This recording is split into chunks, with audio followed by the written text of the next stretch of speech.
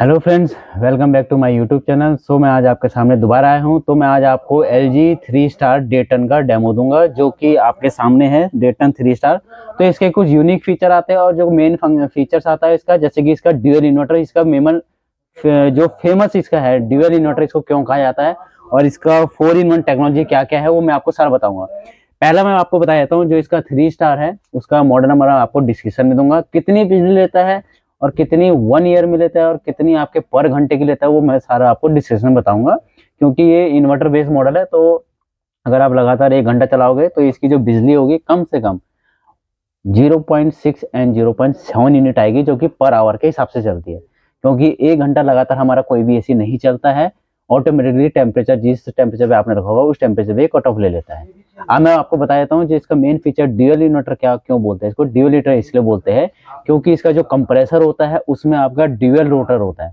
Dual rotor का सबसे main फायदा ये होता है कि वो नॉइज लेवल उसमें नहीं होता है, वाइब्रेशन उसमें कम होता है। दूसरा चीज क्या होता है कि जब भी ये कंप्रेसर इसका वर्क करता है तो वो तेजी से वर्क करता है और बिजली की सेविंग होती है। मैं एग्जांपल के तौर पे आपको बता देता हूँ कि एक नॉर्मल एसी है, उसका भी 1800 वाट है और इसका भी इन्वर्टर वाले का भी 1800 वाट है। अगर आपने नॉर्मल एसी में 23 डिग्री टेम्परेचर रखा है और इसमें भी आपने 23 डिग्री रखा है, जब नॉर्मल एसी में 23 डिग्री पे जाने के बाद वो कट ऑफ ले लेगा और जब वो दोबारा उठेगा तो वो दोबारा से 1800 वाट लेगा, फिर कट ऑफ होगा तो दोबारा से वो 1800 वाट लेगा। जबकि जो आपका ड्यूअल इन्वर्टर है, जब 23 डिग्री पे वो कट ऑफ आएगा तो कट ऑफ नहीं आएगा। उस कंडीशन में क्या होता है, 23 डिग्री पे आने पे वो कभी 1200, कभी 1000 और कभी 1300 इस वॉट पे चलेगा, यानी कट ऑफ नहीं लेगा, एक वेरिएबल पे चलेगा। इससे क्या होता है, बिजली की सेविंग होती है नॉर्मल के है उसके मुकाबले। ठीक है, तो ये ड्यूअल इन्वर्टर का है।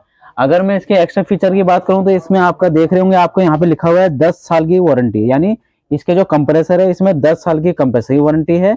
और जो इसका पीसीबी होता है, मेन प्रिंटेड सर्किट बोर्ड, जो कि आपका यहाँ पे लगा रहता है, वो होता है प्रिंटेड सर्किट बोर्ड, जिसकी कंपनी 5 साल की वारंटी देती है। अगर मैं इसकी बात करूं तो ये 4-in-1 कन्वर्टेबल भी है, इन्वर्टर के साथ साथ ये कन्वर्टेबल भी है।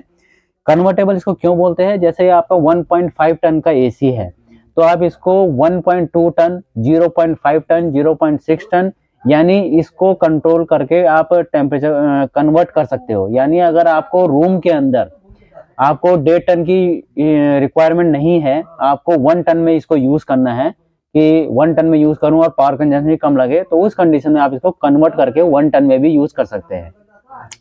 अब इसकी मैं कूलिंग एफिशिएंसी की बात करूंगा तो 13.9 इसकी कूलिंग एफिशिएंसी है, जो कि आपका 150 स्क्वायर फीट के लिए रूम साइज के लिए परफेक्ट है। 13.9 इसकी कूलिंग एफिशिएंसी है।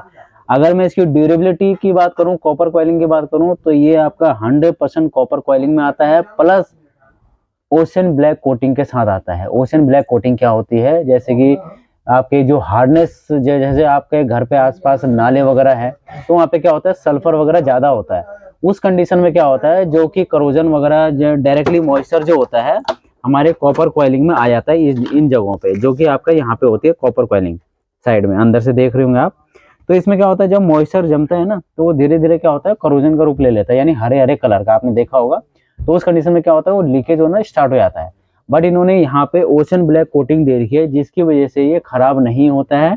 ओशन ब्लैक कोटिंग आपने जहाँ पे जॉइंटिंग होती है वहाँ पे ओशन ब्लैक कोटिंग दे रखी है, जिसकी वजह से इसमें प्रॉब्लम नहीं आती है, रस्टिंग नहीं पकड़ती है, जो कि गैस लीकेज होने से सेफ रखता है, यानी आपका एसी लॉन्ग लाइफ चलेगा। ये इसका कंडेंसर है, ये इसका फिल्टर है। इसका फिल्टर आप इजीली टू क्लीन कर सकते हैं ऐसे निकाल के, अदरवाइज आप नहीं ऐसे करते तो आप इसको वापस ऐसे लगा सकते हो, सिंपल तरीका है। ठीक है, अगर मैं इसकी एक्स्ट्रा फीचर की बात करूं तो ये वाला आपका जो है, ये आपका स्टेबलाइजर विदाउट ऑपरेशन चलता है, यानी इसमें स्टेबलाइजर लगाने की भी जरूरत नहीं है। क्यों नहीं है उसके रीजन बता देता हूँ। कोई कहता ना कि अगर ले रहे हो इतना महंगा एसी तो स्टेबलाइजर लगाओ ही लगाओ।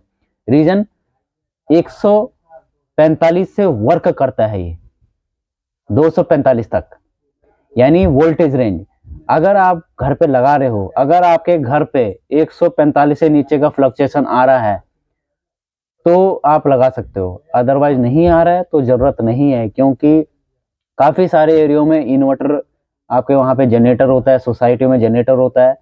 तो इस एसी में क्या होता है, 145 से 285 तक की रेंज में ये आराम से काम करता है, क्योंकि आपके वहाँ पे 140 से नीचे तो कभी वोल्टेज रेंज जाएगा ही नहीं, क्योंकि आजकल जितनी भी जगह है सब जगह आपका कहीं पे इन्वर्टर यूज हो रहा है, कहीं पे आपका पावर बैकअप पहले से है, तो उस कंडीशन में ये शब्द लगाने की जरूरत नहीं है, कोई फायदा नहीं है। कंपनी अगर देखती है तो कंपनी इसमें 1 ईयर की टोटल वारंटी देती है, 10 ईयर की इसमें कंप्रेसर की वारंटी देती है। अगर मैं इसकी एडिशनल फीचर की बात करूं तो इसका ब्लोअर साइज भी काफ़ी बड़ा है, जो कि एक 10x10 या 10x15 के रूम के लिए यानी 150 स्क्वायर फीट के लिए सफिशिएंट है। तो इसका एयर थ्रो भी काफ़ी बड़ा है। सो मैंने आज आपको LG के डे10 3 स्टार के बारे में बताया। आपको डेमो कैसा लगा कमेंट बॉक्स में जरूर लिखिए, और अगर आपको इसमें कुछ और क्वेरीज पूछनी है तो आप मेरे कमेंट बॉक्स में लिख के पूछ सकते हैं, और लाइक और सब्सक्राइब जरूर करिए। Thank you.